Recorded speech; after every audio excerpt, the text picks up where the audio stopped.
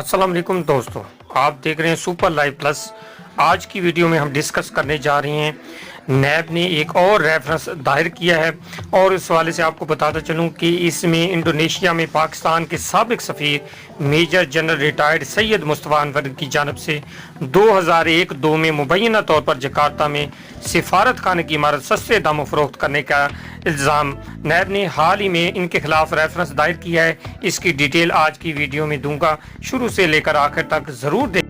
मगर उससे पहले अगर आपने सुपर लाइव प्लस को सब्सक्राइब नहीं किया तो इसको ज़रूर कर लीजिएगा। बढ़ते हैं डिटेल की जानब। इंडोनेशिया में पाकिस्तान के साबिक सफ़ीर major general retired Syed Mustafa Anwar की जानब से 2001-2 में मुबैना तौर पर जकार्ता में सिफारत खाने की फरोख्त करने के इल्ज़ाम पर नैब ने हाल ही में उनके खिलाफ रेफरेंस दायर किया है। लेकिन इस मामले में जनरल रिटायर्ड परवेज़ मुशर्रफ को नामवर सहाफ़ी अंसार अब्बासी अपनी एक रिपोर्ट में लिखते हैं नज़रअंदाज कर दिया गया, जिन्होंने साबिक सफ़ीर को बचाया और दफ्तर खारजा के जिस सीनियर अफसर ने इस गलत हरकत की निशानदेही की थी इसे निशाना बनाया था। दी न्यूज़ ने 2002-3 में इस स्कैंडल के हवाले से खबर शाया की थी, लेकिन साबिक सफ़ीर के खिलाफ कार्रवाई की बजाय जनरल मुशर्रफ ने उन्हें वापस ट्रांसफ़र करते हुए अफसर को मुअत्तल कर दिया, जिसने दफ्तर खारजा मुबैना फ्रॉड की शिकायत की थी। जनरल मुशर्रफ ने न सिर्फ इस अफसर को 2007 तक इनकी रिटायरमेंट तक OSD बनाए रखा, बल्कि major general retired Syed Mustafa Anwar को ओहदे में तौसीह भी दी। रिटायर्ड मेजर जनरल के मुतालिक कहा जाता है कि वो मुशर्रफ की अहलिया के रिश्तेदार हैं। दी न्यूज़ ने 2003 में ये खबर दी थी कि जो इमारत महज $30 लाख में फरोख्त की वो जकार्ता की महंगे तरीन इलाके में थी। इस इमारत में सिफारत खाना भी था और सफ़ीर की रिहाइश गाह भी थी, जिसे सफ़ीर ने दारुल हुकूमत के कम अहमियत के हामिल इलाके में वसी तरीन इमारत की खरीदारी के लिए फ़रोख्त कर दिया। हुकूमत के गैर मुल्की असासाजात की फ़रोख्त के लिए तयशुदा कवायद व ज़वाबित को बड़ी ही आसानी से नज़रअंदाज कर दिया गया, जबकि ये असासाजात जकार्ता में एक मकामी फरीक को फ़रोख्त किए गए। तयशुदा ज़ाब्तों के मुताबिक एक आला सतह की कमेटी तश्कील दी जाना थी, मकामी मीडिया में इश्तिहार शाया कराना था ताकि नीलामी की सूरत में ज़्यादा से ज़्यादा रकम हासिल की जा सके। कोई कमेटी तश्कील दी गई और ना ही इंडोनेशियाई अखबारात में इश्तिहारात शाया किया गया। सफ़ीर के पास दफ्तर खारजा की तरफ से इमारत फ़रोख्त करने की मंजूरी भी नहीं थी। इसकी बजाय सफ़ीर ने अपने मातहत सिफारत खाने की एक कमेटी तश्कील दी, जिसमें 2 अफसर शामिल थे और एक निजी फरीक से फ़रोख्त का मुआहदा किया। जैसे ही मुआहदे पर दस्तखत हुए, सिफारत खाने की कमेटी के 2 अफसरों में से एक ने इसके शिकायत दफ्तर खारजा को कर दी कि मुतनाज़ा मुआहदे में किक बैक्स शामिल हैं।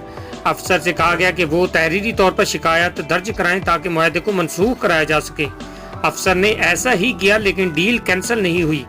इसकी बजाय अफसर डॉक्टर SMH रिजवी को वापस बुला लिया गया और OSD बना दिया गया था। दिलचस्प बात यह है कि उन्हें अपने असल महकमे में रखने के बजाय इस्टेब्लिशमेंट डिवीज़न में OSD लगाया गया। वो अपनी रिटायरमेंट तक OSD रहे। बाद में चंद बरसों बाद अफसर का इंतकाल हो गया। दी न्यूज़ में खबर शाया होने के बाद मामले की तहकीकात के लिए एक फैक्ट फाइंडिंग कमेटी तश्कील दी गई। कमेटी ने तस्दीक की कि जकार्ता में सरकारी असासाजात की फ़रोख्त के मामले में तयशुदा ज़ाब्तों की खिलाफ वर्जी हुई है, लेकिन इसके बावजूद सफ़ीर को छोड़ दिया गया। ताहम किक बैक्स के इल्ज़ामात पर भी कोई बाज़ाब्ता इंक्वायरी शुरू नहीं हुई। इसकी बजाय दफ्तर खारजा के अफसर, जिसने इस मशकूक डील के मुतालिक सरकार को आगाह किया था, को मिसाल बनाकर रख दिया गया।